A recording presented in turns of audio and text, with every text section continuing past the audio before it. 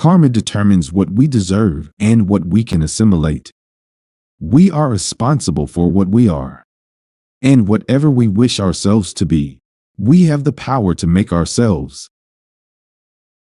With regard to karma yoga, the Gita says that it is doing work with cleverness and as a science. By knowing how to work, one can obtain the greatest results. Work for work's sake. There are some who are really the salt of the earth in every country and who work for work's sake, who do not care for name or fame or even to go to heaven. They work just because good will come of it. If you wish to help a man, never think what that man's attitude should be towards you. If you want to do a great or a good work, do not trouble to think what the result will be. Excessive attachment to food, clothes, and the tending of the body, and the dressing of the hair should be avoided. The householder must be pure in heart and clean in body, always active and always ready for work. If a man retires from the world to worship God, he must not think that those who live in the world and work for the good of the world are not worshiping God. Everything we do, physical or mental, is karma, and it leaves its marks on us. All the actions that we see in the world, all the movements in human society, all the works that we have around us, are simply the display of thought, the manifestation of the will of man. Machines or instruments, cities, ships, or men of war, all these are simply the manifestation of the will of man. And this will is caused by character, and character is manufactured by karma.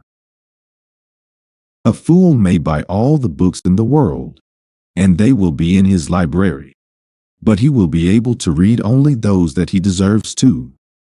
And this deserving is produced by karma. Every man should take up his own ideal and endeavor to accomplish it. That is a surer way of progress than taking up other men's ideals, which he can never hope to accomplish. Take up one idea. Make that one idea your life. Think of it, dream of it.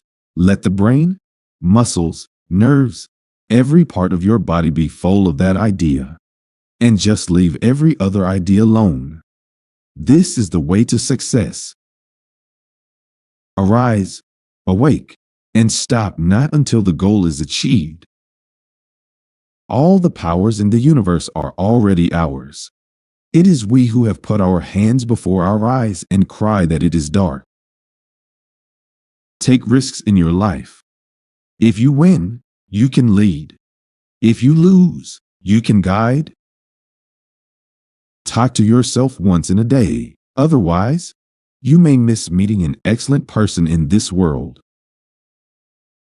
Be a hero. Always say, I have no fear. Learn everything that is good from others, but bring it in, and in your own way absorb it. Do not become others. Do not wait for anybody or anything. Do whatever you can. Build your hope on none. A man is not poor without a rupee, but a man is really poor without a dream and ambition. Do one thing at a time, and while doing it, put your whole soul into it to the exclusion of all else. Always try to represent yourself as happy. Initially, it becomes your look. Gradually, it becomes your habit, and finally, it becomes your personality. Comfort is no test of truth. Truth is often far from being comfortable. The fire that warms us can also consume us. It is not the fault of the fire. When you are doing any work, do it as worship, as the highest worship, and devote your whole life to it for the time being. Believe in yourself, and the world will be at your feet. Don't look back. Forward. Infinite energy, infinite enthusiasm, infinite daring, and infinite patience. Then alone can great deeds be accomplished. Each work has to pass through these stages. ridicule, opposition, and then acceptance. Those who think ahead of their time are sure to be misunderstood. Have faith in yourselves. Great convictions are the mothers of great deeds.